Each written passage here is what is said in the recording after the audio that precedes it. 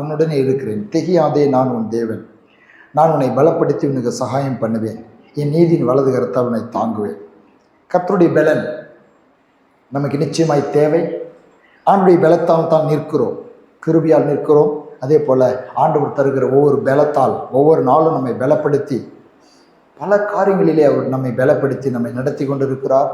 நிச்சயமாகவே இயேசு இந்த பூமியிலே பாடுபட்டு மரித்து உயிரோடு எழுந்த பிறகு சீஷர்களுக்கு சொல்லுகிறார், ஒரு பலன், என்னுடைய பரிசுத்த ஆவியின் பலன் நீங்கள் பெற்று வாழணும்னு சொல்லி பலப்படுத்தி போகிறார். இன்றைக்கு வரைக்கும் அந்த ஆவியானவர் நம் ஒவ்வொருவரையும் பல காரியங்களிலே பலப்படுத்தி நம் உதவி செய்து கொண்டு வருகிறார். ஆமேன், ஹல்லேலூயா. ஆகவே அந்த பலன் அடிப்படையில் அவர் நம்மை பலப்படுத்துகிறார் என்ற அடிப்படையில் எந்தெந்த விஷயங்கள் எல்லாம் பலப்படுத்துகிறார்னு பார்த்துக்கிட்டு வந்தோம் இல்லையா? எத்தனை காரியங்கள் நினைவு இருக்குதோ இல்லையோ, வாழ்க்கையில் பரிசுத்த ஆவியானவர் மூலமாய் மாற்றங்களை தேவன் கொடுத்திருப்பார் அந்த காரியங்களிலே என்று நான் விசுவாசிக்கிறேன். ஒருவேளை நீங்களுக்கு பழைய தேவனுடைய செய்திகளை கேட்க வேண்டும் என்று சொன்னால் நீங்கள் யூடியூப்பில் போய் நீங்கள் அதை எடுத்து பார்க்கலாம், கொஞ்சம் நினைவுபடுத்தி கொள்ளலாம். எனக்கா இன்னைக்கு இந்த குறிப்பெடுக்கிற பழக்கம் சுத்தமாக போயிடுச்சு.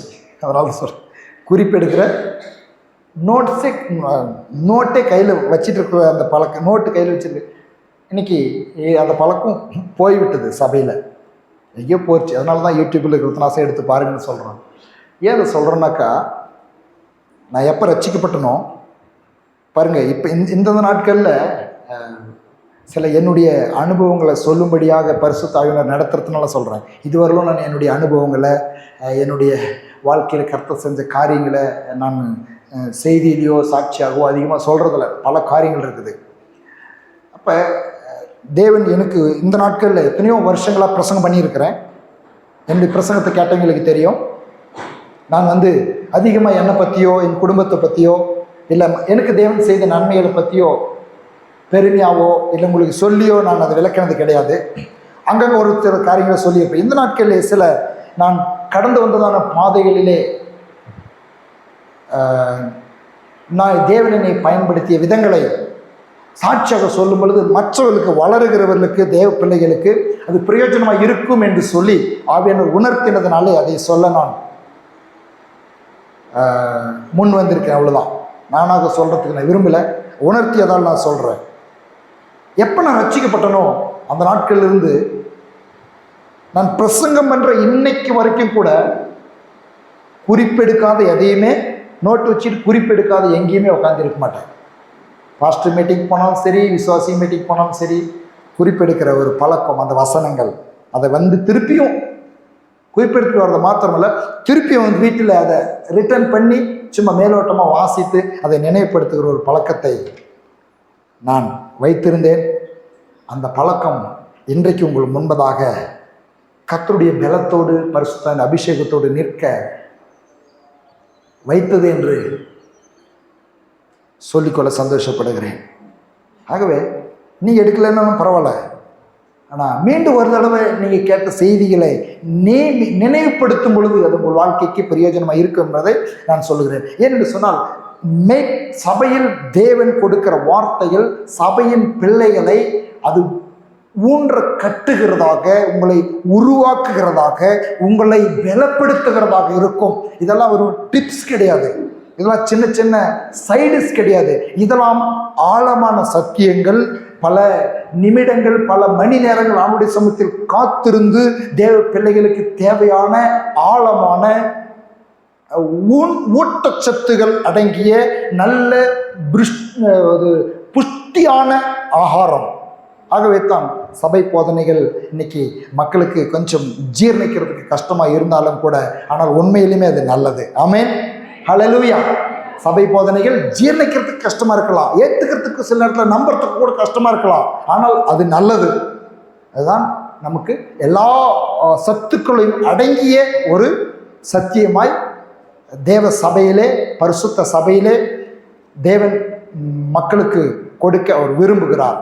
ஆகவே இந்த பலனை நம்முடைய வாழ்க்கையிலே தொடர்ந்து நாம் பெற்றுக்கொள்வது எப்படி, எந்த விதங்களை கர்த்தர் பலப்படுத்துகிறார் என்பதையெல்லாம் நாம் பார்த்தோம். இன்றைக்கு இன்னொரு விஷயத்தில் நம்மை பலப்படுத்த விரும்புகிறார். அதை கற்றுக்கொள்ளப் போகிறோம். என்ன தெரியுமா? நான் சொல்ல போகிறேன் நம்முடைய விசுவாச விஷயத்தில். ஆமென். எல்லாம் சொல்லு, விசுவாச விஷயத்தில். ஏன்னா விசுவாச விஷயத்தில் என்னங்க பலப்படணும் பாருங்கள். இந்த வசனத்தை நீங்கள் கவனமாக கேட்டு பாருங்கள். இன்றைக்கு உங்களுடைய விசுவாசம் பலப்படும். ஆமென். ஹல்லேலூயா. இப்போ போகலாம், அப்படி வசனத்துக்குள்ளாக போகலாம். 2 கொரிந்தியர் 12, 7, 8, 9 பவுலுக்கு ஆண்டவர் ஒன்று சொல்கிறாரு. என் கிருபை உனக்கு போதும், பலவீனங்களில் என் பலன் பூர்ணமாய் விளங்கும் என்றார். ஆகையால் கிறிஸ்துவின் வல்லமை என் மேல் தங்கும்படி என் பலவீனங்களை குறித்து நான் மிகவும் சந்தோஷமாய் மேன்மை பாராட்டுகிறேன். எல்லாம் சொல்ல, கிருபை போதும், என் பலவீனத்தில் இயேசுவின் பலன் பூரணமாய் வெளிப்படும். ஆகவே சில பலவீனங்கள் வரும் பொழுது நீங்கள் சோர்ந்து போகாதபடிக்கு கிறிஸ்துவின் பலன் என்னை பலப்படுத்தும் என்று விசுவாசிக்க வேண்டும். பலவீனங்கள் நம்முடைய சரீரத்தில், நாம் இந்த உலகத்தில் வாழ்கிறபடினால் சில வியாதிகள், சில சரீர பலவீனங்கள் நமக்கு வருகிறது. சரீர பலவீனங்கள் வந்தவுடனே, நம்முடைய வாழ்க்கையில் சில போராட்டங்கள் வந்தவுடனே நாம் சோர்ந்து போய்விடக்கூடாது.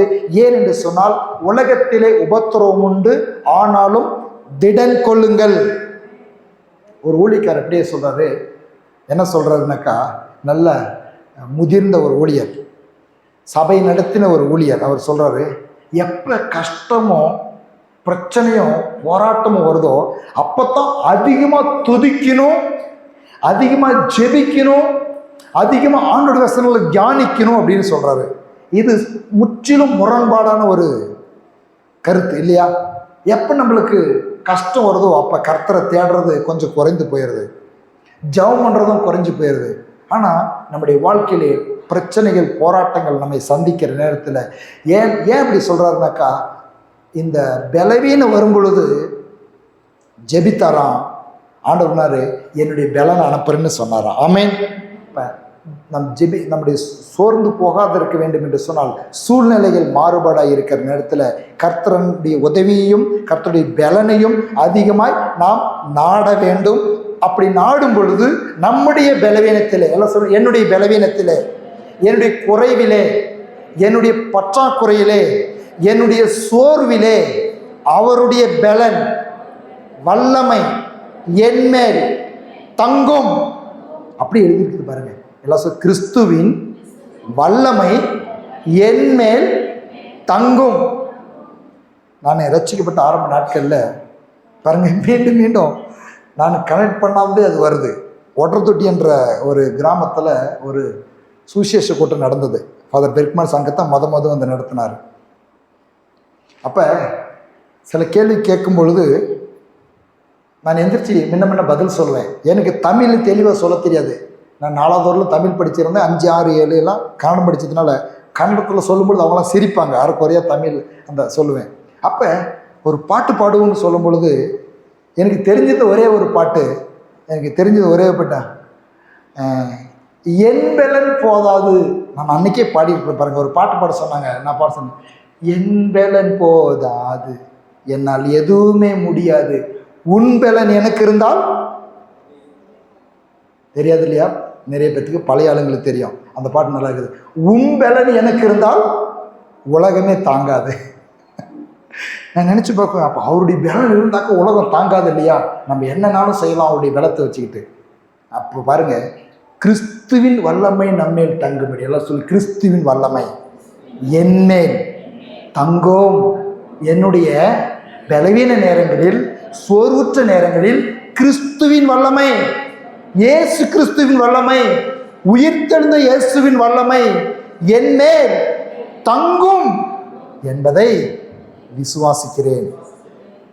இதாங்க விசுவாசத்தில் பலப்படுறதுக்கான ஒரு சத்தியம். இன்னைக்கு விசுவாசம் பலவீனப்பட்டுட்டாக்கா, எனக்கு என்னமே தெரில, நான் இப்படி சொல்லலாம்னு தோணுது. என்ன தோணுதுனாக்கா, விசுவாசம் பலவீனப்பட்டுட்டாக்கா, பலவீனமான விசுவாசத்தில் பலவீனம் உள்ளவர்களை தாங்குங்கள் அப்படின்னு சொல்லி பவுல் எழுதுறாரு. விசுவாசம் பலவீனமாக இருந்தால் பரலோகத்துக்கு கூட போயிடலாம்னு நினைக்கிறேன். ஆனால் விசுவாசம் பலவீனமாக இருந்தாக்கா உலகத்தில் பல நன்மைகளை பெற்றுக்கொள்ள முடியாமல் போய்விடுமோ என்னமோ. ஆகத்தான் பலவீனமுள்ள விசுவாசிகளே தாங்குங்கன்னு இருக்குது. அப்போ உலகத்தில் பல நன்மைகளை, தேவனுக்காக சில காரியங்களை நாம் தைரியமாய் செய்ய வேண்டும் என்று சொன்னால் விசுவாசத்தில் பலமுள்ளவர்களாய் இருக்க வேண்டும் என்று தேவன் விரும்புகிறார். ஆமென். ஆகவே தான் விசுவாசிக்கிறவர்களை தேவன் பார்த்து, நீ விசுவாசித்தவளே பாக்கியவதி. என்ன சொல்றாரு? விசுவாசித்தவளே பாக்கியவதி. உன்னுடைய விசுவாசம் உன்னை ரட்சித்தது, உன் விசுவாசம் பெரியது. அப்ப ஆண்டவராகிய இயேசு கிறிஸ்துவின் மீது, பரிசுத்த ஆவியாகிய தேவன் மீது, பிதாவின் மீது நாம் வைக்கிற விசுவாசம் ஒரு பலனுள்ள பவர்ஃபுல்லான விசுவாசமா இருக்க வேண்டும் என்று தேவன் விரும்புகிறார். அந்த விசுவாசத்தை பலப்படுத்த விரும்புகிறார். வாசிக்கிற பாருங்க, இந்த பகுதியை எடுத்துக்கோங்க எல்லாரும். ரோமர் 4வது அதிகாரம் 17 இப்போதான் இன்ட்ரடக்ஷன்லேயே இருக்கிறேன். இன்னும் ஆண்டவர் பற்றி நம்முடைய விசுவாசம் பலனடைகிறதுக்கு நம்ம அவரை எப்படி பார்க்கணும், அவர் எப்படிப்பட்டவராக இருக்கிறார் அப்படின்றத காண்பித்து கொடுக்க போகிறேன். இப்போ ரோமர் 4வது அதிகாரம் 17க்குள்ள வாங்க. 17 நான் வாசிக்கிறேன், என்னோடு கூட சேர்ந்து நீங்களும் உள்ளத்தில் வாசிங்க, கண்களால் அந்த வசனத்தை பாருங்க. அநேக ஜாதிகளுக்கு உன்னை தகப்பனாக ஏற்படுத்தினேன் என்று எழுதியிருக்கிறபடி அவர் தான் விசுவாசித்தவருமாய் மரித்தோரை உயிர்ப்பித்து இல்லாதவைகளை இருக்கிறவளை போல அழைக்கிறவருமாய் இருக்கிற தேவனுக்கு முன்பாக நம் எல்லாருக்கும் தகப்பனானான். உன் சந்ததி இவ்வளவாய் இருக்கும் என்று சொல்லப்பட்டபடியே தான் அநேக ஜாதிகளுக்கு தகப்பனாவதை நம்புகிறதற்கு ஏதுவில்லாதிருந்தும் அதை நம்பிக்கையோடு விசுவாசித்தான். எல்லாம் சொல்லுங்க, ஏதுவில்லாதிருந்தும் அதை நம்பிக்கையோடு விசுவாசித்தான். மீண்டும் ஒரு சொல்லுங்களா? ஏதுவில்லாதிருந்தோம் அப்படின்னா என்ன? நம்ப முடியாத சூழ்நிலை இருந்தும். எல்லாம் சொல்லுங்க, நம்ப முடியாத சூழ்நிலை இருந்தும். சூழ்நிலை எப்படி இருக்குது? நம்ப முடியாது இருக்குது. எல்லாம் சொல்ல, சூழ்நிலை நம்ப முடியாது இருக்குது. அதை நம்பிக்கையோட விசுவாசித்தான். அடுத்து தான் சொல்லுது, அவன் விசுவாசத்திலே பலவீனமாய் இருக்கவில்லை. அப்ப விசுவாசத்துல பலவீனமுள்ள விசுவாசம் இருக்குது. எல்லாரும் சொல்லு, விசுவாசத்திலே பலவீனமாய் இருக்கவில்லை. அப்ப நீங்களும் நானும் ஆபிரகாம் கிட்ட ஒன்றை கத்துக்கிறோம், ஆண்டுடைய வார்த்தையிலிருந்து ஒன்றை கத்துக்கிறோம். விசுவாசத்தில் பலவீனமாய் இருக்கக்கூடாது என்பதை தேவன் விரும்பி உங்களையும் என்னையும் விசுவாசத்திலே பலமுள்ளவர்களாக, விசுவாசத்திலே பலமுள்ளவர்களாக, உறுதியுள்ளவர்களாக, விசுவாசத்திலே ஸ்ட்ராங்கா இருக்கிறவர்களாக, விசுவாசத்தில் வளருகிறவர்களாக, விசுவாசத்தில் பலமுள்ளவர்களாக மாற்ற தேவன் அவருடைய சத்தியங்களை நமக்கு இந்த நாளிலே காண்பித்து கொடுக்கிறார். ஆமென். அடுத்து வாசிக்கிற பாருங்க, அவன் ஏறக்குறைய 100 வயதுள்ளவனாய் இருக்கும்போது தன் சரீரம் செத்து போனதையும் சாராளுடைய கற்பம் செத்து போனதையும் எண்ணாதிருந்தான். தேவனுடைய வாக்கு தத்தத்தை குறித்து அவன் அவிசுவாசமாய் சந்தேகப்படாமல். அப்ப பலவீனமான விசுவாசம் என்ன அப்படின்னு சொன்னாக்கா, பலவீனமான விசுவாசம் என்னன்னாக்கா, தேவனுடைய வாக்கு தத்தங்களை அவிசுவாசமாய் சந்தேகப்படுகிறது. நமக்கு கொடுத்திருக்கிற அவர் எந்த ஒரு வாக்கு தத்தமாக இருந்தாலும் சரி, ஆவிக்குரிய வாழ்க்கைக்கான வாக்கு தத்தங்களாக இருக்கலாம், உலகத்துக்குரியதான வாக்கு தத்தங்களாக இருக்கலாம், எந்த வாக்கு தத்தங்களையும் குறித்து, எல்லாம் சொல்லுங்க, வாக்கு தத்தங்களை குறித்து அவிசுவாசமாய் சந்தேகப்படாமல். இன்னைக்கு அநேகர் என்ன பண்றாங்க? வாக்கு தத்தங்களை சொல்லும் பொழுது, இப்ப அபிஷேகத்தை குறித்து வாக்கு தத்தங்களை சொல்லும் பொழுது, தசம பாகங்களை குறித்து வாக்கு தத்தங்களை சொல்லும் பொழுது, சுகத்தை குறித்து வாக்கு தத்தங்களை சொல்லும் பொழுது, ஆசீர்வாதத்தை குறித்து வாக்கு தத்தங்களை சொல்லும் பொழுது என்ன பண்றாங்க? அந்த வாக்கு தத்தின்படியெல்லாம் நடக்குமா? சந்தேகம் வந்து விடுகிறது. அப்ப நான் சொல்ல விரும்புகிறேன், அப்ப பலமுள்ள விசுவாசம் என்றால் என்ன, பலவீனமுள்ள விசுவாசம் என்றால் என்ன? வாக்கு தத்தங்களை குறித்து சந்தேகம் வந்துச்சுனாக்கா, அவிசுவாசம் வந்துச்சுனாக்கா அது பலவீனமான விசுவாசம். வாக்கு தத்துவத்தின்படி செய்ய அவர் வல்லவர் என்பதை அப்படியே நம்பும் பொழுது, அதை நினைக்காமல் எண்ணாதிருந்தான், நினைக்கவே இல்லையா, அட இதெல்லாம் ஆண்டவருக்கு ஒண்ணுமே இல்லை அப்படின்ற மாதிரி அதை நினைக்கலாம். அவனுடைய கற்பம் செத்து போனத, 100 வயதாக இருக்கிறத நினைக்கல. எப்படி நினைச்சானா, தேவன் வாக்குத்தத்தம் பண்ணினதை நிறைவேற்ற வல்லவராய் இருக்கிறார் என்று எண்ணி முழு நிச்சயமாய் நம்பி தேவனை மகிமைப்படுத்தி விசுவாசத்தில். பார்த்துக்கிட்டு வந்தீங்களா வசனத்தை?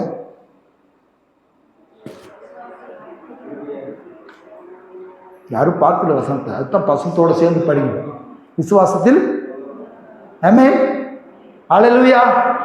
வாயத்தந்து சொல்ல முடியுதா? படிக்கிறீங்களா அந்த வசனத்தை? ரோமர் 4:21 படிக்கிறீங்களா? நீங்க படிங்க, உங்க பைபிள்லேருந்து நீங்க படிங்க.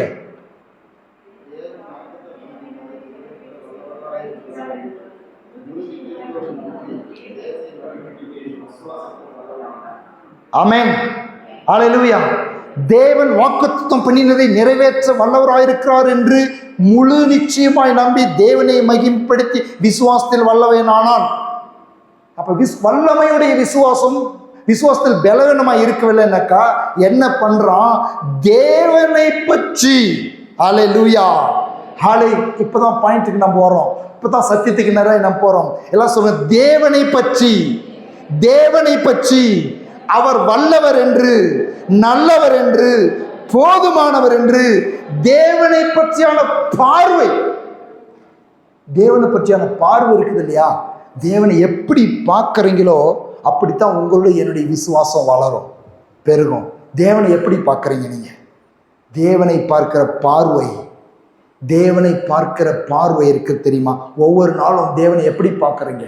இந்த வார்த்தையின் மூலமாய், இந்த ஆதியாகமத்தில் வெளிப்படுத்தின விசேஷித்து வரலும் கூட ஆண்டவராகிய இயேசு கிறிஸ்து குறித்து, பிதாவாகிய தேவனை குறித்து, பரிசுத்தாவினுடைய கிரியைகளை குறித்து எழுதி வைத்திருக்கிறதே, இதை நீங்கள் எப்படி பார்க்குறீங்க? அன்னைக்கு ஒன்றுமே இல்லாது இருந்தும் கூட அவன் வாக்கு தத்துவத்தை மாத்திரம் நம்பி வல்லவராயிருக்கிறார் என்று எண்ணி, வல்லவராயிருக்கார் என்று முழு நிச்சயமாய் நம்பி தேவனை மகிமைப்படுத்த ஆரம்பிச்சிட்டான்.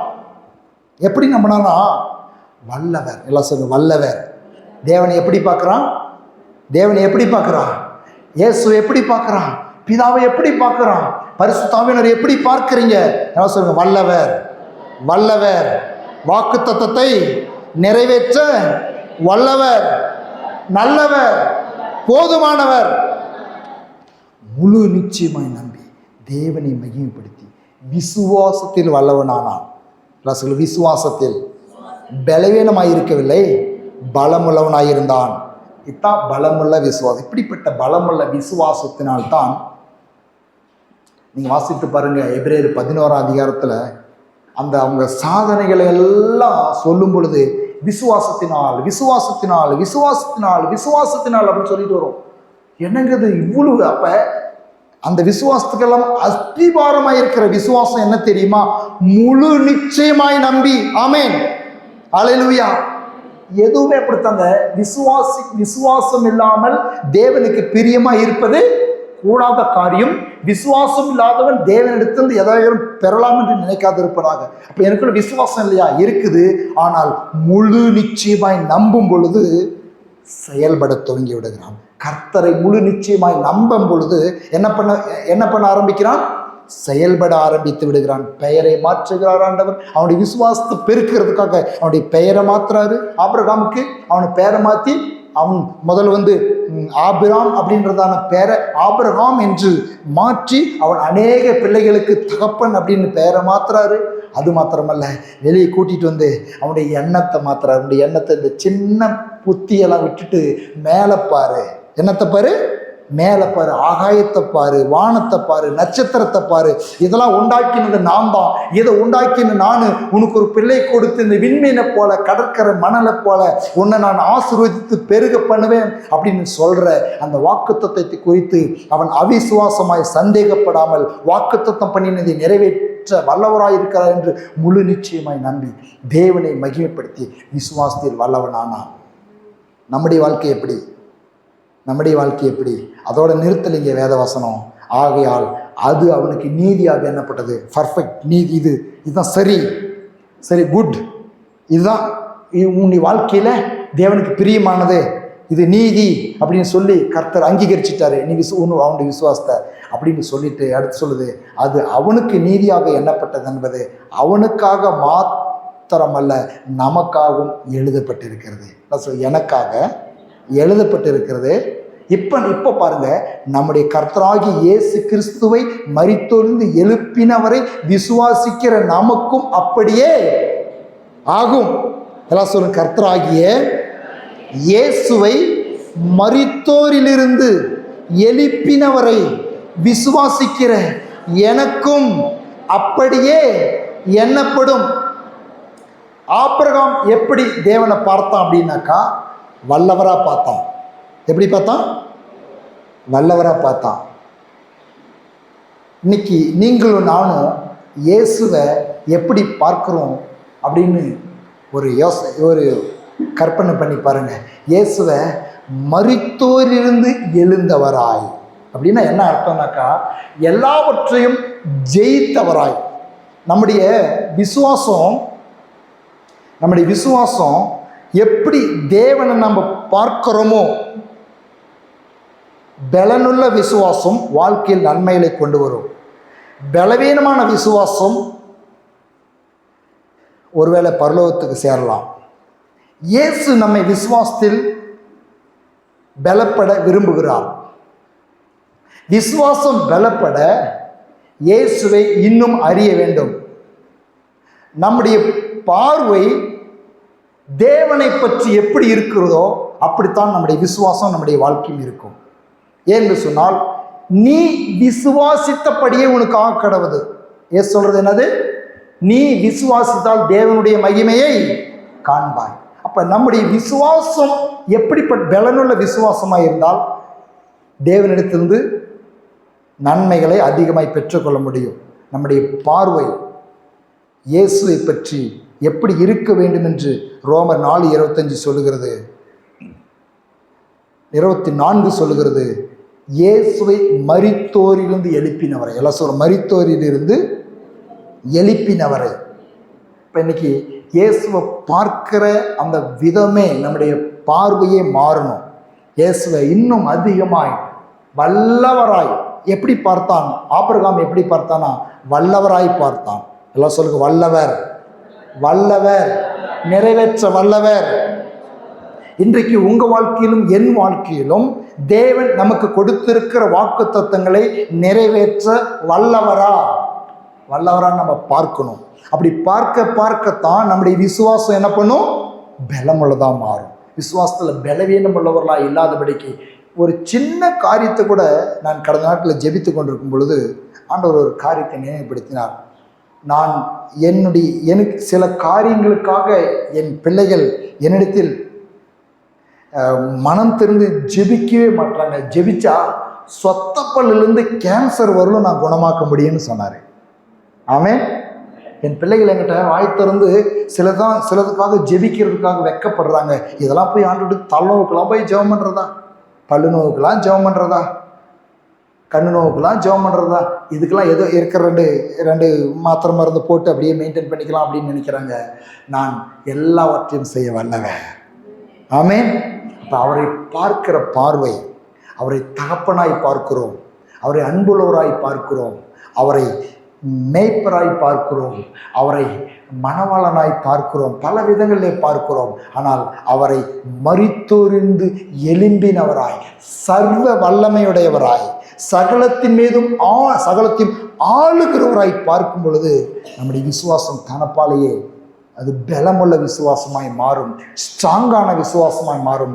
விசுவாசம் பெருக பெருக நம்முடைய வாழ்க்கையில் எல்லா பகுதிகளிலும் கூட நமக்கு நன்மைகள் உண்டாக முடியும். ஆகவே நமக்கு சோர்வுகள் நம்முடைய வாழ்க்கையிலே மாறும். விசுவாசிக்கிறவன் பதறான். எல்லாம் சொல்லி, விசுவாசிக்கிறவன் பதறான். இன்னைக்கு அநேகர் பதறான். ஐயோயோ என்ன ஆகுமோ பதறாங்க. ஆனால் விசுவாசி பதறான். நமக்கு சொல்லுங்க, விசுவாசிக்கிறவன். ஏன்னாக்கா என் தேவனுடைய கையில் இருக்குது. அவருடைய கையில் இருக்கிறத யாரும் பறித்து கொள்ள முடியாது. இதோ உன்னை நான் உள்ளங்கையில் வரைந்து வைத்திருக்கிறேன், உன் மதில்கள் எனக்கு முன்பாக எப்பொழுது இருக்குதுன்னு சொல்றாரு. இன்னைக்கு காரியங்களை குறித்து, உலக சூழ்நிலைகளை குறித்து, உலகத்தில் நடக்கிற நடப்புகளை குறித்து, ஜனங்களுடைய மத்தியில் இருக்கிற எல்லா விதமான தீமைகளை குறித்து அநேகர் பதறி, அதனால் விசுவாசிகள் சோர்ந்து போகிறார்கள். உங்களுக்கு தெரியுமா? உலகத்தில் நடக்கிற காரியங்களையும் நடக்கிற சம்பவங்களையும் பார்த்து விசுவாசிகள் சோர்ந்து போகிறார்கள். விசுவாசிகள் இன்னும் உற்சாகம் அடைய வேண்டும். தேவனுடைய வாக்குத்தத்தங்கள் நிறைவேறும் பொழுது தேவனுடைய வார்த்தைகளை இன்னும் அதிகமாக விசுவாசிக்க வேண்டும், கர்த்தருடையில் வர வேண்டும், ஜெபிக்க வேண்டும், துதிக்க வேண்டும், ஆவி நிரம்ப வேண்டும், இன்னும் அனலாக வேண்டும், இன்னும் ஐக்கியப்பட வேண்டும், இன்னும் கர்த்தருக்காக காரியங்களை செய்யும்படிய உற்சாகம் அடைய வேண்டும். இன்னும் நம்மை தேவனுடைய காரியங்களில் ஈடுபடுத்திக் கொள்ளவே தேவன் நம்மை உற்சாகப்படுத்துகிறார்.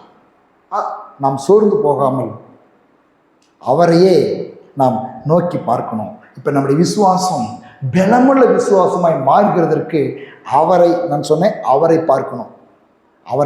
எப்படி பார்க்கணும்? ஆபிரகாம் பார்த்ததை போல பார்க்கணும். ஆபிரகாம் எப்படி பார்த்தான்? வல்லவராய் பார்த்தான். இன்றைக்கு நீங்களும் நானும் உயிர் தெளிந்து எல்லாவற்றையும்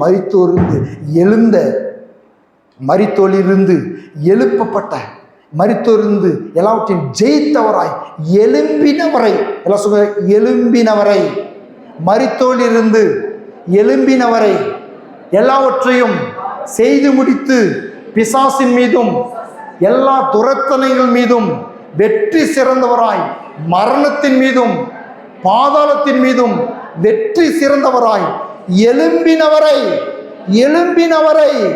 எழுந்தவரை, உயிரோடு எழுந்தவரை. ஆமென். யாரை விசுவாசிக்கிறோம்?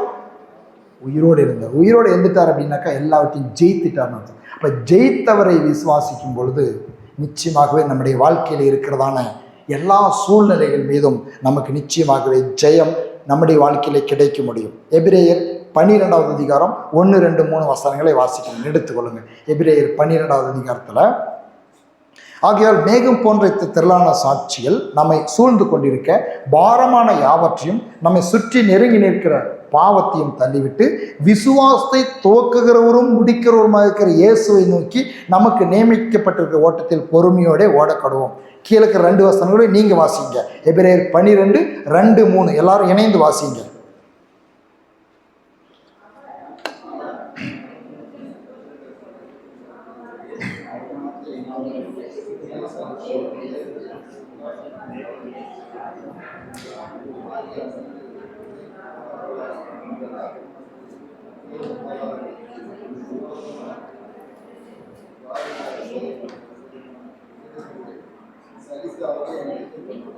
ஆமென். எல்லாம் சொல்லுங்க, அவரையே நினைத்து கொள்ளுங்கள். அப்போ இயேசுவை நினைச்சு கொள்ள சொல்லுது. ஏன் தெரியுமா? இயேசுவை நினைச்சிட்டத்தான் நாம் சோர்ந்து போக மாட்டோம், பின்வாங்க மாட்டோம். நாம் நம்முடைய வாழ்க்கையில் தைரியமாய் முன்னேறி போகலாம். சரி, இந்த இயேசுவை நினைக்கிற விஷயத்திலேயே பிரச்சனையும் இருக்குது. எப்படி தெரியுமா? அநேகர் அவங்களுக்கு தேவைப்பட்ட மாதிரி இயேசுவை நினச்சிக்கிறாங்க. ஒருத்தர் என்ன சொல்கிறாரு, இயேசு யாரையும் நரகத்தில் தள்ள மாட்டாருங்க. இயேசு யாரையும் நரகத்தில் தள்ள மாட்டாருங்க. சரியா? இது சரியா? நீங்கள் சொல்லுங்களேன், சரியா? அப்போ இயேசு எப்படி நினச்சிட்டு இருக்கிறாங்க? இயேசுவை நினைத்து கொள்ளுங்கள் அப்படின்னு சொன்னாக்கா, இயேசுவை இன்னொருத்தர் சொல்கிறாரு, ஒரு இந்து மனுஷன் சொல்கிறாரு, இயேசு பாவங்க, எந்த தப்பு பண்ணல, அவரை பிடிச்சி சிலையில் அரைஞ்சுக்கிட்டாங்க.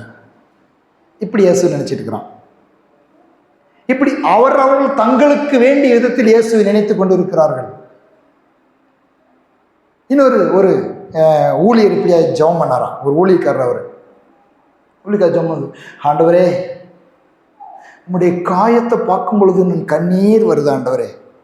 என்ன காயம் உனக்கு? ஐயோ, உம்முடைய ரத்தம், உம்முடைய காயம் என் கண்முன்னாலே இருக்குது ஆண்டவரே. அந்த காயத்தை நினைத்து நான் துக்கப்படுறேன் ஆண்டவரே. அந்த காயத்துக்காக நான் என் உள்ளம் உடையுது ஆண்டவரே. உம்மை நோக்கி பார்க்கும் பொழுது என் உள்ளம் உடையுதுப்பா அப்படின்னாரா. ஆண்டவர் அவர்கிட்ட சொன்னாரா, அப்பா காயமெல்லாம் ஆறி 2000 வருஷம் ஆயிடுச்சு, இப்போ தழும்புத்தான் இருக்குது, நீ இந்த காயத்துக்காக ஆள வேண்டாம், அந்த தழும்பை விசுவாசித்து நீ சுகமடைஞ்சிட்டு போ. ஹல்லேலூயா. எப்படிப்பட்டான ஏதாவது ஒரு உணர்வுபூர்வமான உணர்ச்சி வசப்பட்டு செய்கிறதான காரியம். சிலர்லாம் அப்படிதான் ஆண்டவருக்காகவே அழுவுறது. ஆண்டவருக்காகவே தெரியுமா உங்களுக்கு? நீங்களும் நானும் ஒன்றும் ஆண்டவருக்காக அழ வேண்டிய அவசியம் இல்லை, ஆண்டவருக்காக பரிதாபப்பட வேண்டிய அவசியம் இல்லை, ஆண்டவருக்காக கொஞ்சம் நம்ம இறக்கம் காட்ட வேண்டிய அவசியம் இல்லை. இயேசு சிலுவை சுமந்துக்கிட்டு வரும் பொழுதே சொல்லிட்டாரு, எனக்காக, ஆமா என்னன்னா எனக்காக ஊழியம் செய், என் நாமத்தை பிரசங்கம் பண்ணு, எனக்காக சாட்சியா வாழு, என்னுடைய ஊழியத்தை நிறைவேற்று, என்னுடைய காரியங்களுக்காக நீ செயல்படு, நான் உனக்கு கொடுத்திருக்கிற தாளந்துகளை எனக்காக பயன்படுத்து. ஆனால் இந்த ஒரு உணர்ச்சி வசப்பட்ட சென்டிமெண்ட்லாம், ஆண்டவரே உம்முடைய காயம், ஆண்டவரே நீங்க மாத்திரம் கஷ்டப்பட்டீங்களே, ஆண்டவரே இதெல்லாம் வேண்டாம், இன்னைக்கு காயம் கிடையவே கிடையாது. என்ன இருக்குது இன்னைக்கு? எல்லாம் சொல்ல தழும்பு. ஆமே. அப்ப நம்முடைய பார்வை பாருங்க எப்படி எப்படி இருக்குன்னு சொல்லி தழும்பெல்லாம் விட்டுட்டாங்க. இன்னைக்கு ஆண்டவரே சிலுவையை தியானிக்கிறேன்ட்டு அழுறது. அப்ப நீ சிலுவையை தியானிச்சு உன் பாவத்துக்காக அழு, அதிலிருந்து மனம் திரும்பும்படியாக அழு, உன் பாவத்தை ஒப்பு கொடுக்கப்பட்டு அழு. ஆனா ஆண்டவருக்கே இவங்க உதவி செய்ய போறது, ஆண்டவருக்கே. அதான் ஒரு அக்கா சொன்னாங்க, ஒரு புனிதர்கள் என்று சொல்லி வழிபடுகிறார் இல்லையா, அதெல்லாம் அந்த புனிதர்கள் என்று வழிபடுகிற அநேக நம்முடைய வேதத்தில் இருக்கிற பரிசுத்தவான்களை, அன்னை மரியாள் மற்றும் இப்படிப்பட்ட புனிதர்கள் எல்லாம் அந்த சுரூபங்களை எல்லாம் வச்சு வழிபடுறாங்கன்னாக்கா அவங்களுக்கே இவங்க சீலை கட்டி விடுறது, அந்த புனிதர்களுடைய சிலைக்கு இவங்க சீலை கட்டுறது. ஏன்னா ஹெல்ப் பண்ணுறது, அவங்க நிர்வாணமாகவும் இருக்கிறாங்க இன்னைக்கு, இல்லை அவங்களுக்கு ஹெல்ப் பண்ணுறது. அவங்களுக்கு இன்னைக்கு பாருங்க, கடவுளுக்கு ஹெல்ப் பண்ணுறான், கடவுளை சுத்தம் பண்ணுறான். போய் ஒருத்தர் சொல்கிற என்ன பண்ணிட்டுருங்க, நான் அந்த கடவுளுடைய அந்த கடவுளுக்கு அபிஷேகம் பண்ணி அதெல்லாம் நம்ம சொல்ல வேண்டியதில்லை, நீங்கள் பார்த்துருப்பீங்க. என்னென்ன இது, நாம் கடவுளுக்கு ஹெல்ப் பண்ண வேண்டிய அவசியம் இல்லை. அவர் சர்வ வல்லவராக இருக்கிறார். ஆமென். எல்லாவற்றையும் ஆளுகிறவராக இருக்கிறார், பெரியவராக இருக்கிறார், நல்லவராக இருக்கிறார். இன்னும் ஒரு சகோதரி ஒரு ஊழியக்காரத்தில் இப்படி கேட்டாங்களா, ஐயோ நான் இந்த மாதவிடாயெல்லாம் பெண்களுக்கு உண்டாகுது இல்லையா, நான் மாதவிடாய்ப்பட்டு இருக்கிறேன், நான் தீட்டு உள்ளலாயிரு, அது தீட்டுன்னு சொல்கிறாங்க, நான் ஆலயத்துக்குள்ள வரலாமா? ஒருத்தர் சொல்கிறாரு, அப்படி வந்தாக்கா எல்லாம் தீட்டுப்பட்டு போயிடும் அப்படின்னு சொல்லி, எங்கே நீ ஒரு கோயிலுக்குள்ளே வந்தாக்கா, ஒரு புனித ஸ்தலத்துக்குள்ளே வந்தாக்கா, ஒரு முக்கியமான இடத்துக்கு வந்தாக்கா அந்த இடம் தீட்டாயிருன்னு சொல்லி எங்களுக்கு கற்றுக் கொடுத்துருக்காங்கன்னு சொன்னாங்க. அப்பா சொன்ன பொழுது அந்த சகோதரி அந்த ஊழியக்காரர்கள் சொன்ன பொழுது அந்த ஊழியக்காரர் சொன்னாராம், நீ ஆண்டுடைய சமூகத்துக்கு தைரியமாய் வரலாம், அவர் தீட்டுப்படுகிறவர்களை தீட்டை சுத்தமாக்குகிறார். ஆமென். ஹல்லேலூயா. ஆகவே தான் பெரும்பாடுள்ள ஸ்திரீ தீட்டுப்பட்டவளாய் தன்னுடைய உதர போக்கினால் வருத்தப்பட்டிருக்கும் பொழுது இயேசுவினிடத்தில் வந்து ஆடையை தொட்ட பொழுது இயேசு தீட்டுப்படவில்லை, அவருடைய உதரப்போக்கு நின்று போயிற்று. ஆமென். ஆகவே நீங்கள் எந்த நிலைமையில் இருக்கிறீர்களோ, பாவத்தோடு, சாபத்தோடு, வியாதியோடு, வேதனையோடு எப்படி இருக்கிறீர்களோ, இயேசு உங்களை அழைக்கிறார். நீங்கள் அப்படியே வரலாம். இயேசுவை உங்களால் ஒன்றும் மாற்ற முடியாது, அவருடைய வல்லமையை குறைக்க முடியாது, அவரை நீங்கள் பாவியாக்க முடியாது, அவரை நீங்கள் அழுக்காக்க முடியாது. அவர் உங்களுடைய என்னுடைய அழுக்குகளை நீக்கி சுத்தமாக்குகிற பரிசுத்த ரத்தத்தை நமக்காக சிந்திருக்கிறார். அவருடைய வார்த்தை சொல்லுகிறது, இயேசு கிறிஸ்துவின் ரத்தம் சகல பாவங்களை நீக்கி உங்களையும் என்னையும் சுத்திகரிக்கிறதா இருக்கிறதே. ஹல்லேலூயா. அப்படிப்பட்ட விசுவாசம், இதுதான் உண்மை, இதுதான் சத்தியம். ஆகவே இந்த காயத்தை பார்த்து அவருக்காக அழுறது, அவருக்காகவே பரிதாபப்படுறது பாருங்க. மீண்டும் வருது. அப்படிதான் ஒரு சகோதரி இறந்துட்டாங்க. அந்த சகோதரிக்கு 3 பிள்ளைகள். அப்போ ஆண்டுட்டு போய், ஆண்டவரே சின்ன சின்ன பிள்ளைங்களாக இருக்கும்போதே இவங்களை உங்கள் அனுமதி இல்லாத அவங்க சாக முடியாது இல்லையா, எடுத்துக்கிட்டீங்களே, சின்ன சின்ன குழந்தைங்கெல்லாம் 3 தாய் இறந்துட்டாங்களே அப்படின்னு சொல்லி நான் அப்படியே எனக்கு ரொம்ப துக்கம். ஏன்னா நம்மளுக்குள்ள இந்த ஒரு துக்கம் இருக்குது இல்லையா, சில மரண வீட்டுக்கெல்லாம் போகும்பொழுது அவங்க மரணத்தை பார்த்தா இந்த வயசுலேயே மறிச்சிட்டாங்களே அப்படின்னு துக்கப்படுவோம். ஆண்டவர் சமூகத்தில், ஆண்டவரே இப்படி மறிச்சிட்டாங்களே அப்படின்னு சொல்லி அந்த துக்கத்தை நான் வெளிப்படுத்தும்போது ஆண்டவர் சொன்ன, என்னை விட கரிசனை ஜாஸ்தியா உனக்கு, என்னை விட ரொம்ப அக்கறையா, உன்னை காட்டிலும் நான் அக்கறை இல்லாதவன்னு நினைக்கிறியா நீ? எனக்கே உன்னை காட்டிலும் எனக்கு அந்த பாசமும் ஆசையும் அக்கறை இல்லைன்னு நினைக்கிறியா அப்படின்னு சொல்லி கேட்டது இன்னும் நினைவுக்கு இருக்குது. இப்போ ஆண்டவரை காட்டிலும் நான் ஒன்றும் உலகத்தின் மீதோ, மக்கள் மீதோ, அழிந்து போகிற மக்கள் மீதோ பாவத்திலும் சாபத்திலும் இருக்கிற மக்கள் மீதோ அக்கறை உள்ளவன் அல்ல. ஆனால் அவர் கொடுக்கிற பாரம், எனக்கு ஆத்தும பாரம் உண்டு. ஆனால் என்னை காட்டிலும் அவருக்கு அதிகமான அக்கறையும் ஜனங்கள் மீது பாசமும் தாகமும் வாஞ்சும் உண்டு என்பதை நான் விசுவாசிக்கிறேன். அப்படிப்பட்ட தம்முடைய ஒரே பேரான குமாரனை உலகத்துக்கு தந்தருளி ஒருவரும் கெட்டு போகாமல் எல்லாரும் ரட்சிக்கப்பட வேண்டும் என்று அவருடைய குமாரனை உலகத்தில் தந்தருளி இவ்வளவாய் உலகத்தில் அன்பு கூர்ந்தார். அவரை காட்டிலும் நான் ஒன்றும் இந்த அழிஞ்சு போற மக்கள் மீது அன்பு காட்டிவிட முடியாது. அவர்தான் உண்மையான அன்பு காட்டியிருக்கிறவர். ஆமேன். அவருடைய அன்பை நான் எடுத்து சொல்லுகிற ஒரு பாத்திரமே தவிர அவரை போல யாரையும் என்னால் அன்பு செய்ய முடியாது. அவர் உயிரையே கொடுத்திருக்கிறார். நான் அவருடைய சுவிசேஷத்தை மாத்திரம் தான் சொல்லுகிறேன். உயிர் கொடுத்த இயேசுவை நான் அறிவிக்கிறேன். அவரையே நான் நோக்கி பார்க்கிறேன். அவர் அவ்வளவு அன்புள்ளவர், அவர் அவ்வளவு நல்லவர். அது மாத்திரமல்ல, அவர் அவ்வளவு வல்லவர். அவரையே நினைத்துக் கொள்ளுங்கள், அவரையே நினைத்துக் கொள்ளுங்கள். அப்படி அவரை நினைக்கணும். அவர் அன்புள்ளவரா வல்லவரா நினைக்கணும். அப்படி நினைக்கும் பொழுது தான் நம்முடைய வாழ்க்கையிலே மாற்றங்கள் உண்டாகும். நம்முடைய வாழ்க்கையிலே அசாதாரணமான நன்மைகளை நாம் பெற்றுக்கொள்ள முடியும். எபேசியர் எழுது நிருபத்தில் அப்போஸ்தலனாகிய பவுலின் மூலமாக பரிசுத்த ஆவியானவர் ஜெபிக்கும் பொழுது நாம் எப்படி ஆண்டவரை பார்க்க வேண்டும், எப்படி அறிய வேண்டும் என்று அந்த ஜெபத்திலே பரிசுத்த ஆவியானவர் வெளிப்படுத்துகிறதை, கர்த்தரை குறித்தும் நாம் எப்படி கர்த்தரை பார்க்க வேண்டும், இயேசுவை எப்படி பார்க்க வேண்டும் என்பதை குறித்தும் அற்புதமான ஒரு ஜெபம் தேவ பிள்ளைகளுக்கான, விசுவாசிகளுடைய விசுவாச வாழ்க்கைக்கான, இயேசு விசுவாசிக்கிற உங்களுக்கு எனக்கும் ஆசீர்வாதமான ஒரு ஜெபத்தை ஏறெடுக்கிறார். எபேசியர் 1வது அதிகாரம் 17 நான் வாசிக்கிறேன். நீங்கள் கவனமாய் கேளுங்கள். எபேசியர் நிருபம் 1வது அதிகாரம் 17 நம்முடைய கர்த்தராகிய இயேசு கிறிஸ்துவின் தேவனும் மகிமின் பிதாவுமானவர் தம்மை நீங்கள் அறிந்து கொள்வதற்கான ஞானத்தையும் தெளிவையும் அளிக்கிற ஆவியை உங்களுக்கு தந்தரல வேண்டும் என்றும், தாம் நம்மை அழைத்ததினாலே நமக்கு உண்டாயிருக்கிற நம்பிக்கை என்னதென்றும், பரிசுத்தவான்களிடத்தில் தமக்கு உண்டாயிருக்கிற சுதந்திரத்தினுடைய மகிமின் ஐஸ்வர்யம் என்னதென்றும், எல்லாம் சொல்லுங்க, ஐஸ்வர்யம் என்னதென்றும், எல்லாம் சொல்லுங்க, மகிமையின் ஐஸ்வர்யம் என்னதென்றும், தாம் கிறிஸ்துவை மரித்தோர்ந்து எழுப்பி அவரிடத்தில் நடப்பித்த தமது பலத்த சத்துவத்தின் வல்லமையின்படியே விசுவாசிகளாயிருக்கிற நம்மிடத்தில் காண்பிக்கும் தம்முடைய வல்லமையின் மகா மேன்மையான மகத்துவம். எல்லாம் சொல்லுங்க, வல்லமையின், சொல்லுங்க, வல்லமையின் மகா மேன்மையான மகத்துவம் என்னதென்று நீங்கள் அறியும்படிக்கு அவர் உங்களுக்கு பிரகாசமுள்ள மனக்கண்களை கொடுக்க வேண்டும் என்று வேண்டிக் கொள்ளுகிறேன். அல்லேலூயா. என்ன வேணும் இன்னைக்கு உங்களுக்கு எனக்கு என்ன வேணும் தெரியுமா? பிரகாசமுள்ள மனக்கண், கண் திறக்கப்படணும், கண் திறக்கப்படணும். எதை பார்க்கறதுக்கு? உயிர்த்தெழுந்த இயேசுவின் வல்லமையை பார்க்கிறதற்கு, உயிர்த்தெழுந்த இயேசுவின் மகா மேன்மையான மகத்துவத்தை பார்க்கிறதற்கு, தம்முடைய மகா வல்லமையின் மகா மேன்மையான மகத்துவத்தை பார்க்கிறதுக்கு. பார்த்திருக்கிறீங்களா? வல்லமையின் மகா மேன்மையான மகத்துவத்தை பார்த்திருக்கிறீங்களா? உங்க வாழ்க்கையில இயேசுவின் மகத்துவத்தை பார்த்திருக்கிறீங்களா? இயேசுவின் வல்லமையை பார்த்திருக்கிறீங்களா? இயேசுவின் அற்புதத்தை அனுபவிச்சிருக்கிறீங்களா?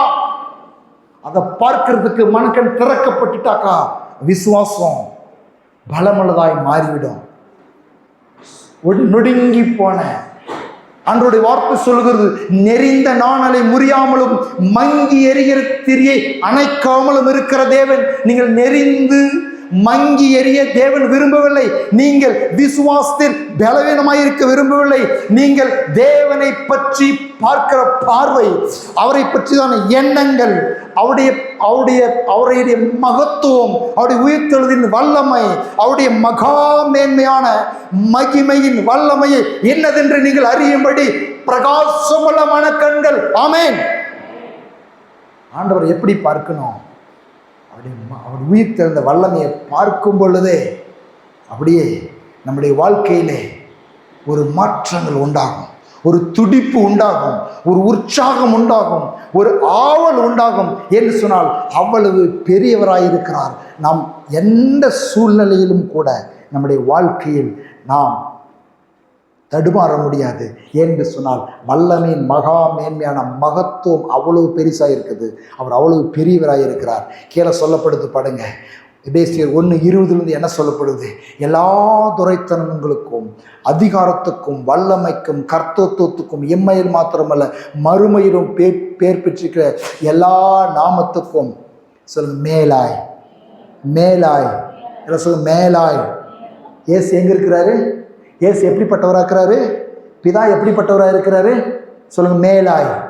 எல்லாத்துக்கும் எல்லாத்துக்கும் துரைத்தனம், அதிகாரம், வல்லமை, கர்த்தத்துவம், மறுமையில் பேர் பெற்றிருக்கும் எல்லா நாமத்துக்கும் மேலாய் உயர்ந்திருக்கத்தக்கதாக அவரை உன்னதங்களிலே தம்முடைய வலது பார்த்து உட்காரும்படி செய்து எல்லாவற்றையும் அவருடைய பாதங்களுக்கு கீழ்ப்படுத்தி எல்லாவற்றாலும் நிரப்புகிறவுடைய நிறைவாகிய சரீரமான சபைக்கு அவரை எல்லாவற்றுக்கும் மேலான தலையாக தந்தருளினார். அல்லேலூயா. எங்க இருக்கிறார் இயேசு? இப்ப சொல்லுங்க, எங்க இருக்கிறார் இயேசு? எப்படிப்பட்டவராக இருக்கிறாரு? என்ன சொல்லுங்க? எல்லாவற்றிற்கும் மேல இருக்கிறாரு. எல்லாவற்றாலும் நிரப்புகிறவராக இருக்கிறாரு. தலையா இருக்கிறாரு. மேல இருக்கிறாரு. உன்னதத்தில் இருக்கிறாரு. எல்லா மகத்துவத்துக்கும் மேலா இருக்கிறாரு. உயர்ந்து இருக்கிறார். ஆமென். ஏசாயா பார்க்கிறோம், கர்த்தரை எப்படி பார்க்கிறான்? உயரமும் உன்னதமான சிங்காசனத்தில் வீற்றிருக்கிறார பார்க்கிறோம். இன்னைக்கு நம்முடைய எண்ணங்கள், நம்முடைய பார்வைகள் இயேசுவை பற்றி மாறும் பொழுது நம்முடைய விசுவாசம் பலப்படும். இயேசுவை இன்னும் சாதாரண மனிதனாக இந்த உலகத்தில் அற்புதங்களை செய்து கொண்டு 5 அப்பத்தையும் 2 மீனையும் அவர் ஜனங்களுக்கு பெருக்கி கொடுத்து கொண்டு பேய்களை ஓட்டி கொண்டு சில அற்புதங்களை செய்து கொண்டிருந்த இயேசுவாகையே பார்க்கிறீர்கள். இயேசு மத்தேயு, மார்க்கு, யோவான், லூக்கா இதிலிருந்து இயேசுவை மாத்திரம் பார்க்காதிருங்கள். அப்போஸ்தலர் நடவடிக்கையில் இருக்கிற இயேசுவையும் பாருங்கள். ஆமென். அவர் ஆவியானவராய் அங்கு பலத்த அற்புதங்களை, அதனால் தான் இயேசு சொல்லுகிறார், என்ன சொல்லுகிறார்? என்னை விசுவாசிக்கிறவன் என்னை காட்டிலும் அதிகமான காரியங்களை செய்வான். என்னை காட்டிலும் அதிகமான காரியங்களை செய்வான். அப்போஸ்தலர் நடவடிக்கையிலே இயேசு கிறிஸ்து உயிர்த்தெழுந்த பிறகு பரிசுத்தவான்கள் கொடுக்கப்பட்ட பிறகு பவுலும் யோவானும் பேதுருவும் வருகிறார்கள். வந்து அந்த முடவனை பார்த்து சொல்லுகிறார்கள், பொன்னும் வெள்ளியும் என்னிடத்தில் இல்லை. எல்லாம் சொல்லுங்க, பொன்னும் வெள்ளியும் எங்களிடத்தில், எங்களிடத்தில் என்ன இருக்குது? மகா வல்லமை. சொல்லுங்க, தம்முடைய வல்லமையின் மகா மேன்மையான மகத்துவம். அவ்வளவு வல்லமை இருக்குது என்கிட்ட. அவ்வளவு பெரியவர். நான் ஆராதிக்கிற இயேசு எல்லாவற்றுக்கும் மேலாயிருக்கிறார். அவர் ராஜாதி ராஜாவாக இருக்கிறார். அப்படி பார்க்கும் பொழுது தான் நம்முடைய விசுவாசம் பெருகுங்க. அவரை எல்லாத்துக்கும் மேலே பாருங்க. உயிர்த்தெழுந்த இயேசு எல்லாத்துக்கும் மேலே பாருங்க. மத்தேயு, மார்க்கு, யோவான்கள் இருக்கிறது மாத்திரம் இயேசு அல்ல. அப்போஸ்தலர் நடவடிக்கைகளிலும் இயேசு தொடர்றாரு. ஆவியானவரை அனுப்புறாரு. ஆவியானவர் பலத்த அற்புதங்களை செய்கிறார். மரித்தோர் உயிரோடு எழும்புறாங்க. வியாதிகள் குணமாகிறது, அற்புதங்கள் நடக்கிறது, தேவைகள் சந்திக்கப்படுகிறது, வியாதிகள் குணமாக்கப்படுகிறது. அவர் ராஜாவா இன்றைக்கு வீட்டிருக்கிறார். ஆமென். அவர் அன்புள்ளவராயிருக்கிறார். சரி, அவர் ராஜாதி ராஜாவா எல்லாவற்றையும் ஆளுகிறவராய் இருக்கிறார். அப்படி பார்க்கும் பொழுது தான், அப்படித்தான் ஆபிரகாம் பார்த்தான். வல்லவராய். எப்படி வல்லவர்னு என்ன தெரிஞ்சு? எல்லாத்துக்கும் மேலதான். இது முடியாதுன்னு இல்லை. இயேசுவால் கூடாத காரியம், தேவனால் கூடாத காரியம் ஒன்றுமில்லை. சொல்லுங்க, ஒன்றுமில்லை. என்னுடைய வாழ்க்கையிலும் உங்கள் வாழ்க்கையிலும் அவரால் செய்ய முடியாத காரியம் ஒன்றுமே இல்லைங்க. வாசித்து பாருங்க, சங்கீதம் 24வது அதிகாரத்துக்கு எடுத்துக்கங்க. அவரை பற்றி என்ன அற்புதமான வர்ணிக்குது பாருங்க. பழைய ஏற்பாட்டிலேயே தேவாதி தேவனை குறித்து, கர்த்தாதி கர்த்தரை குறித்து எப்படிப்பட்ட வார்த்தைகள், இதெல்லாம் நம்முடைய உள்ளத்தை உற்சாகப்படுத்துகிறது, நம்முடைய உள்ளத்தை அனல் மூட்டி எழுப்புகிறது, அவர் மேல் உள்ள விசுவாசத்தை நமக்கு தூண்டி விடுகிறதா இருக்கிறது. சங்கீதம் 24 முழுசையும் வாசித்து பாருங்க. என்ன அற்புதமான வார்த்தை.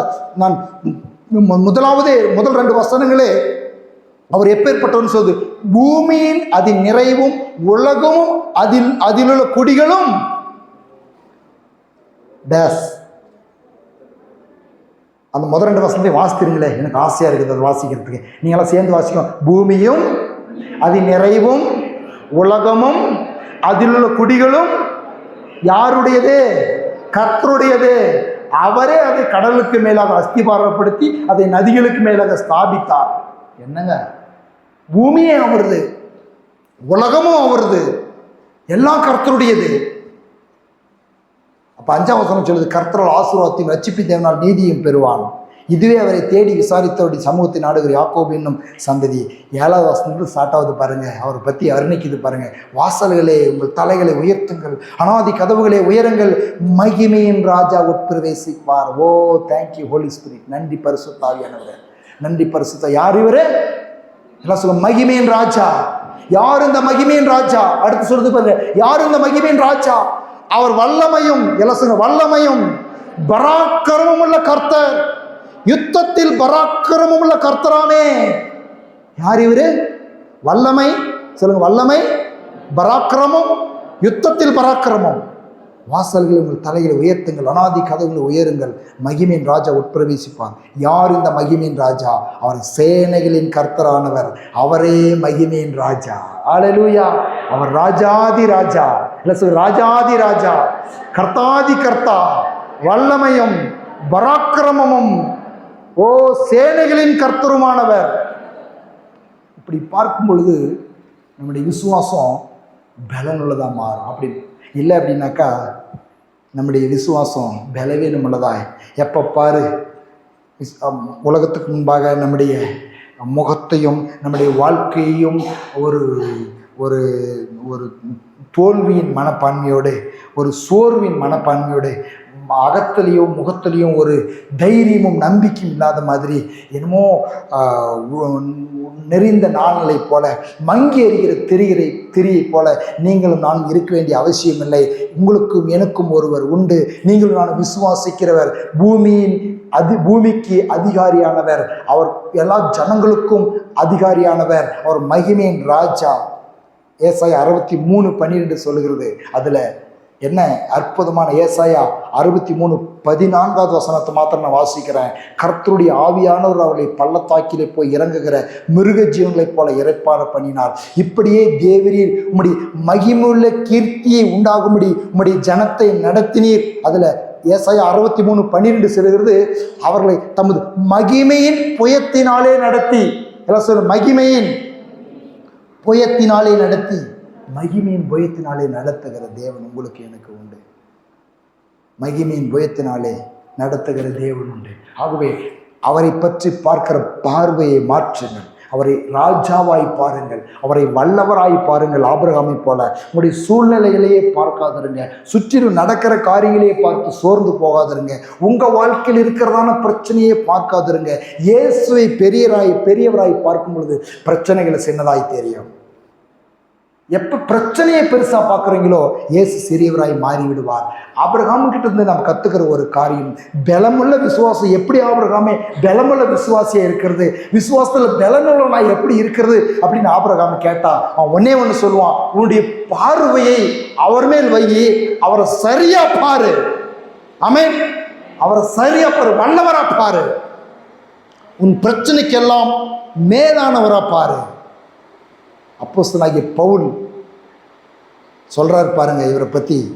அப்போஸ்தலர் நடவடிக்கை 7வது அதிகாரம் 2-3 வசனங்களில் வாசிக்கிறேன். அதற்கு அவன், சகோதரரே பிதாக்களே கேளுங்கள், நம்முடைய பிதாவாகிய ஆபிரகாம் கானானிலே குடியிருப்பதற்கு முன்னமே மெசொப்பொத்தேமியா நாட்டில் இருக்கும்போது மகிமையின் தேவன் அவனுக்கு தரிசனமாகி, யார் தரிசனமானதான்?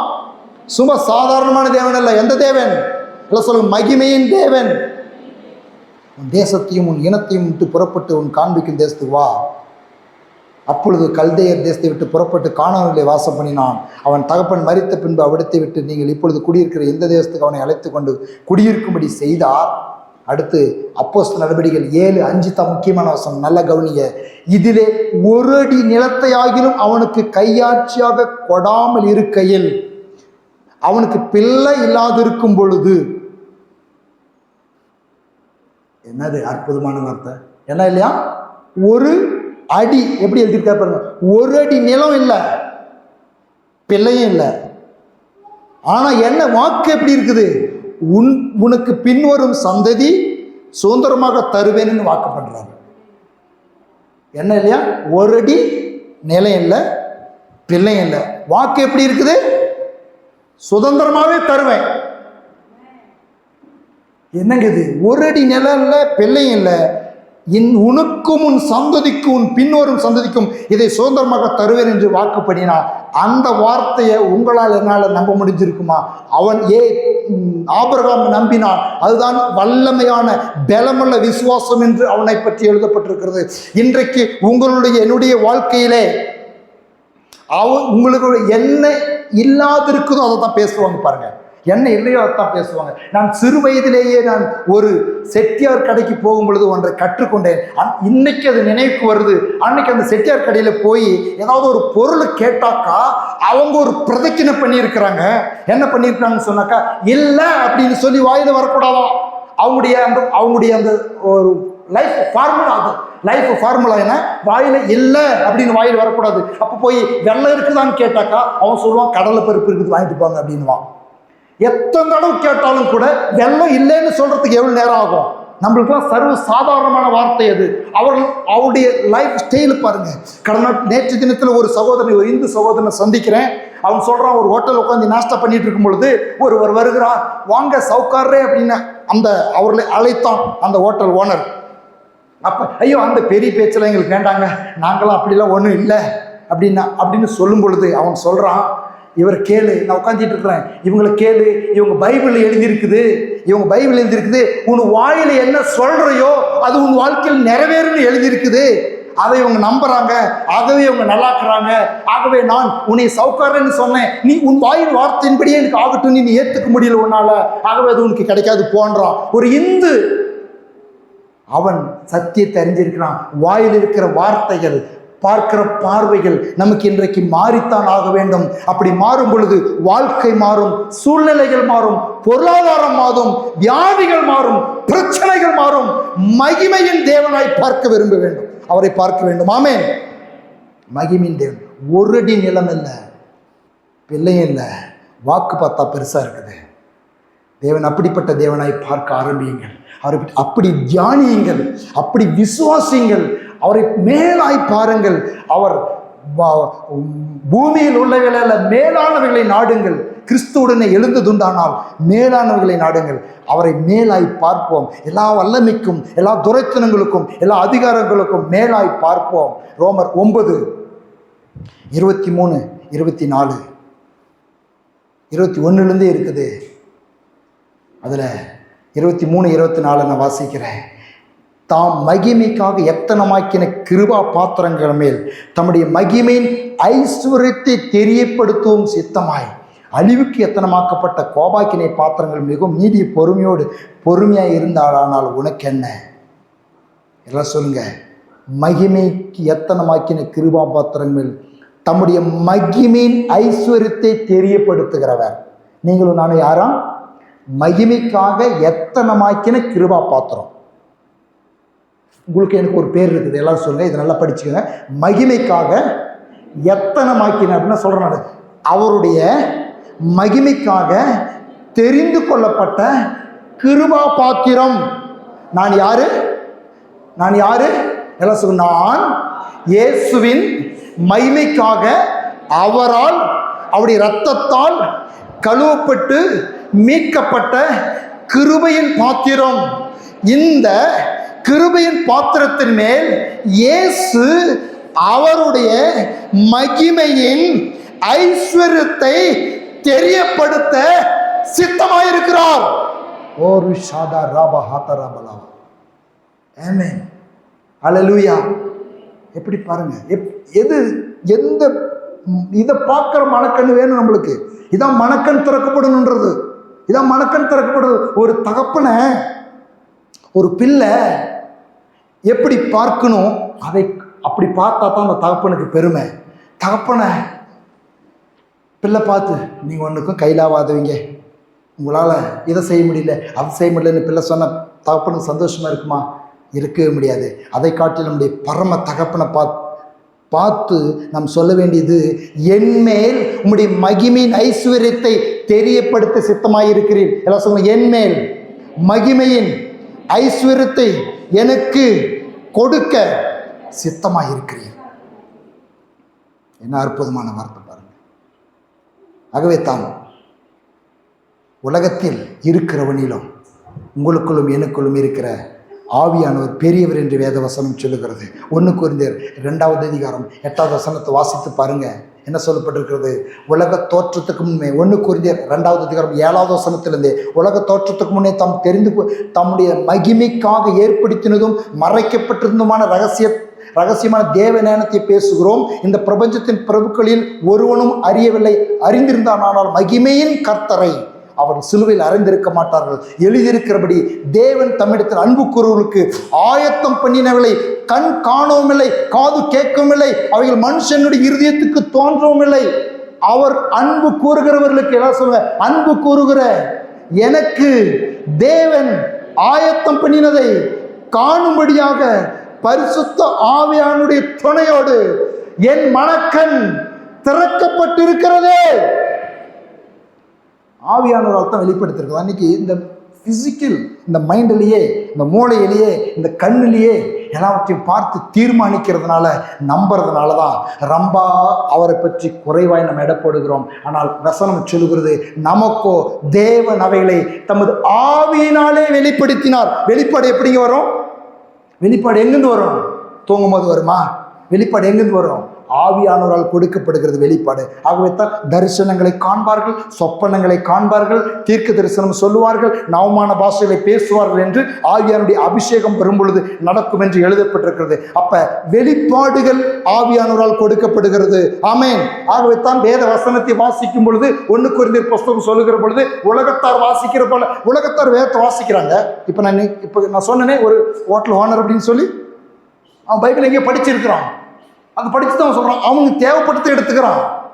சிலர் மலை பிரசங்கத்தை எடுத்துக்கிறாங்க, சிலர் 10 கட்டளைகளை எடுத்துக்கிறாங்க, சிலர் நல்ல ஓமைகளை, இளையகுமாரனுடைய ஓமைகளை எடுத்துக்கிறாங்க. அதெல்லாம் அவங்களுக்கு ரட்சிப்பு கொடுக்காதுங்க. ரட்சிப்பு கொடுக்கணும்னாக்கா பரிசுத்த ஆவியின் துணையோடு கூட வேதத்தை வாசிக்கிறவனே ரட்சிக்கப்படுவான். நம்முடைய கர்த்தராகிய இயேசு கிறிஸ்துவின் மகிமையும் பிதாவுமானவர் தம்மை அறிந்து கொள்வதற்கான ஞானத்தையும் தெளிவையும் அளிக்கிற ஆவியை உங்களுக்கு தந்தரல வேண்டும் என்று தாம் நம்மை அழைத்ததினாலே நமக்கு உண்டாயிருக்கிற நம்பிக்கை என்னதென்று, பரிசுத்தவான்களிடத்தில் நமக்கு உண்டாயிருக்கிற சுதந்திரத்தினுடைய மகிமையின் ஐஸ்வர்யம் என்னதென்று. அல்லேலூயா. என்ன சொல்ல? மகிமையின் ஐஸ்வர்யம் என்னதென்று பார்க்கறதுக்கு மனக்கண் வேணும். நம்மளுக்கு பிரகாசம் உள்ள மனக்கண். எல்லாம் சொல்ல, பிரகாசம் உள்ள மனக்கண். உலகத்தில் இருக்கிறவனிலும் எனக்குள் இருக்கிறவர் பெரியவர். எனக்குள் இருக்கிற பெரியவர். 1 கொலோசியர் 1:27 சொல்லுகிறது. எல்லாம் சொல்ல, கிறிஸ்துவானவர் மகிமையின் நம்பிக்கையாய் உங்களுக்குள் இருப்பதே அந்த ரகசியம். பிள்ளைகளே, நீங்கள் தேவனால் உண்டாயிருந்து அவனை ஜெயித்தீர்கள். ஏனெனில் உலகத்தில் இருக்கிறவனிலும் உங்களுக்குள் இருக்கிற ஒரு பெரியவர். 1 யோவான் 4:4. எல்லாம் சொல்ல, உலகத்தில் இருக்கிறவனிலும் எனக்குள் இருக்கிறவர் பெரியவர். எபிரேயர் 1:3 சொல்லுகிறது. அவருடைய வல்லமை பற்றி, அவருடைய மகிமையின் பிரகாசமும் அவருடைய தன்மையின் சொரூபமாய் இருந்து சர்வத்தையும் தம்முடைய வல்லமையில வசனத்தினாலே தாங்குகிறவராய் தம்மாலே தாம் நம்முடைய பாவங்களை நீக்கும் சுத்திகரிப்பு உண்டு பண்ணி உன்னதங்களிலே மகத்துவமானவருடைய வலது பாதத்தில் உட்கார்ந்திருக்கிறார். நீங்களும் நானும் ஆராதிக்கிற தேவன் எங்க இருக்கிறார்? எல்லாம் சொல்ல, எங்கே இருக்காருன்னா வலது பாசம் உட்கார்ந்து இருக்கிறார். ஆனால் எப்படி சொல்லுனாக்கா, எல்லாவற்றையும் தம்முடைய வல்லமையில் வசனத்தினாலே தாங்கி எல்லாவற்றுக்கும் மேலே இருக்கிறார். ஆமேன். இப்படி ஆபிரகாம் பார்த்தான், எல்லாவற்றுக்கும் மேலே பார்த்தான், அவருடைய வல்லமையை பார்த்தான், அவர் எல்லாவற்றையும் ஆள்றவராக பார்த்தான், உன்னுடைய சூழ்நிலைக்கு மேலே பார்த்தான்.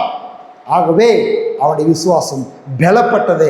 அவன் என்ன விசுவாசித்தானோ அதை அவனுடைய வாழ்க்கையில் அவன் பெற்றுக்கொண்டான். இன்றைக்கு நம்முடைய வாழ்க்கையிலே இந்த சத்தியத்தை கேட்ட, தேவனை பற்றி இத்தனை வசனங்களை கேட்ட உங்களுக்கும் எனக்கும் ஒரு சேலஞ்ச் இருக்குது. ஒரே ஒரு சேலஞ்ச் என்ன தெரிஞ்சுமா? நம்முடைய விசுவாசத்தை பலப்படுத்தி கொள்ளும்படியாக அவரை நாம் பெரியவராய் பார்ப்போம். ஆமென். அவரை நல்லவராய் பார்ப்போம். வாக்கு பண்ணால் உண்மையுள்ள வாக்கு தத்தங்களை பிடிச்சு அதன்படி செய்வார் அப்படின்னு சொல்லி எப்படி நிற்கணும்.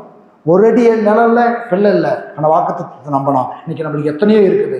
இன்னைக்கு நாம் நம்புவோம், விசுவாசத்தில் வல்லவர்களாக இருப்போம். விசுவாசத்தினால் நீதிமான் பிழைப்பான், விசுவாசிக்கிறவன் பதறான். அடுத்து சொல்லுகிறது, உங்கள் விசுவாசமே, என்னுடைய விசுவாசமே உலகத்தை ஜெயிக்கிற ஜெயம். 1 யோவான் 5:4 சொல்லு.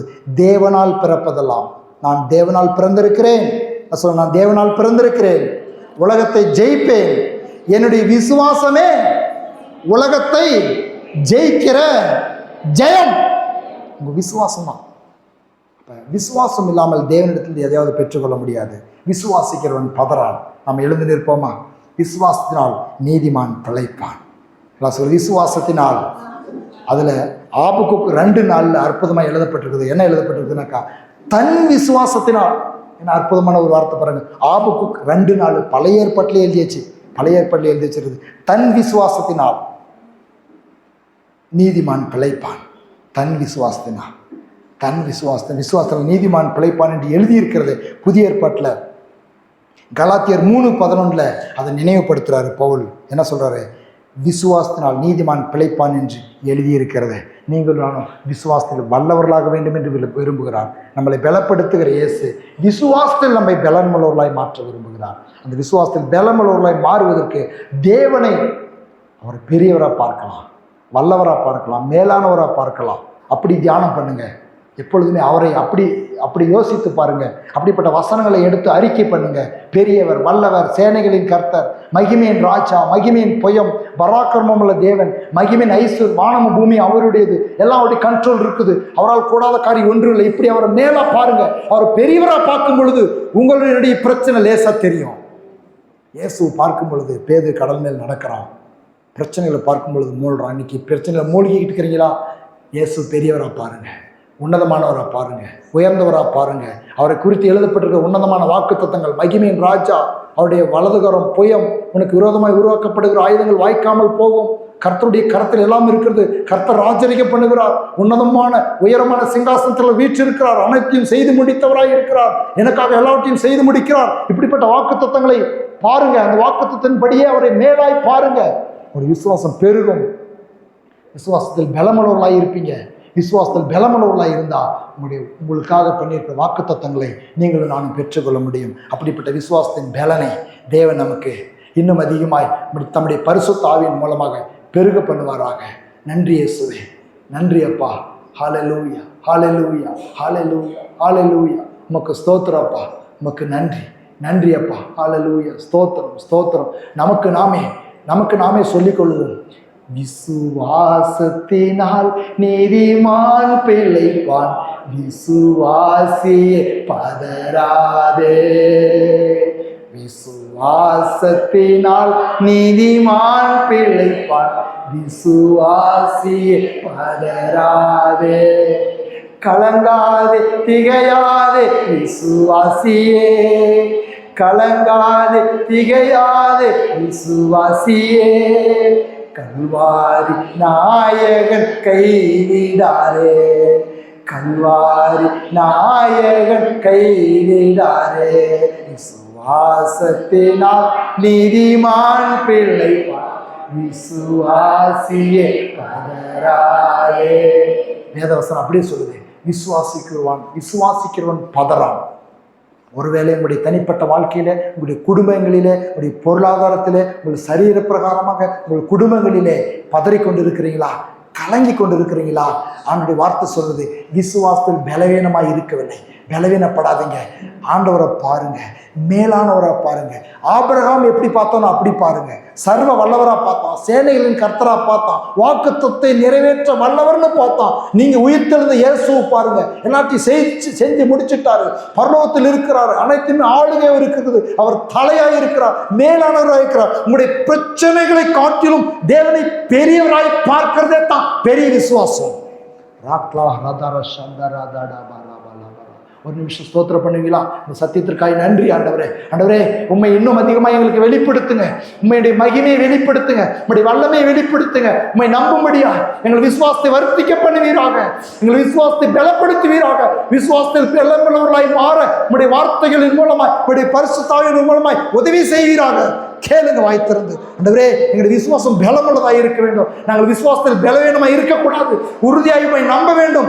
எல்லா காரியங்களையும் உம்மால் செய்து முடிக்க முடியும். எங்கள் வாழ்க்கையில், கணவனுடைய வாழ்க்கையில், மனைவியினுடைய வாழ்க்கையில், பிள்ளைகளுடைய வாழ்க்கையில், சமுதாயத்தில், சபையில், எங்கள் எல்லைகளில் இருக்கிற ஒவ்வொரு ஜனங்களையும் ரட்சிக்க உம்மால் முடியும்.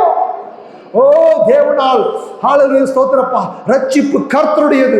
ரட்சிக்க கூடாதபடிக்கு என் கரம் குறுகி போகவில்லை. மீட்க கூடாதபடிக்கு என்னுடைய வல்லமை குறைந்து போகவில்லை. அவருடைய உயிர்த்தெழுதலின் மகிமை மாறவில்லை. இன்றைக்கும் நீர் மகிமையாய், வல்லமையாய், பராக்கிரமம் உள்ளவராய் எங்கள் மத்தியிலே இருக்கிறீர். ஒவ்வொருடைய வாழ்க்கையிலே உம்முடைய மகா மகத்துவத்தின் வல்லமையை, உயிர்த்தெழுதலின் மகா மகத்துவத்தின் வல்லமையை வெளிப்படுத்துவீராக. தேவ பிள்ளைகள் ஒவ்வொருடைய வாழ்க்கையிலே, ஆவியிலே, ஆத்துமாவிலே, சரீரத்திலே மாற்றங்களை உண்டு பண்ணுவீராக. உம்முடைய வல்லமையினாலே வாக்குத்தத்தங்கள் நிறைவேற்றப்படுவதாக, சுகம் உண்டாவதாக, பலன் உண்டாவதாக, ரட்சிப்பு உண்டாவதாக. குடும்பங்களிலே ரட்சிக்கப்படாத இருக்கிற நபர்கள் பரிசுத்த ஆவியின் வல்லமையினாலே ரட்சிக்கப்படுவார்களாக. உம்முடைய வாக்குத்தத்தம் நிறைவேற்றப்படுவதாக. இந்த நாட்களிலே ஆண்டவரே, நம்புகிறதற்கு ஏதுவில்லாது இருந்தாலும், ஆனால் சூழ்நிலை நம்ப முடியாதா இருந்தாலும், நாங்கள் உம்முடைய வார்த்தையை நம்புகிறோம். கர்த்தருடைய மகிமை வெளியரங்கமாகும், மானிடர் யாவரும் காண்பார்கள் என்று எழுதியிருக்கிறது. அந்த வார்த்தையை விசுவாசிக்கிறோம்.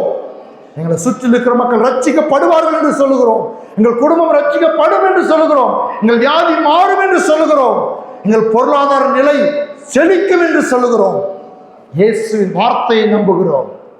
வாக்குத்தத்தங்களை நிறைவேற்ற வல்லவராயிருக்கிற இயேசுவை நம்புகிறோம். இயேசுவின் நாமத்தில் ஜெபிக்கிறோம். நீர் தருகிற நன்மைகளை ஏற்றுக்கொள்கிறோம். எங்கள் பரலோகத்தின் நல்ல பிதாவே, ஆமென். என் ஆத்துமாவே கர்த்தரை ஸ்தோத்திரி, என் முழு உலமையோட பரிசுத்த நாமத்தை ஸ்தோத்திரி. என் ஆத்துமாவே கர்த்தரை ஸ்தோத்திரி.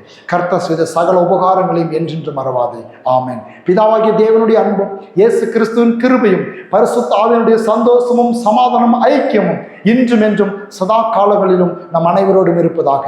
ஆமென், ஆமென். ஹல்லேலூயா, ஹல்லேலூயா. கர்த்தரை ஸ்தோத்திரம்.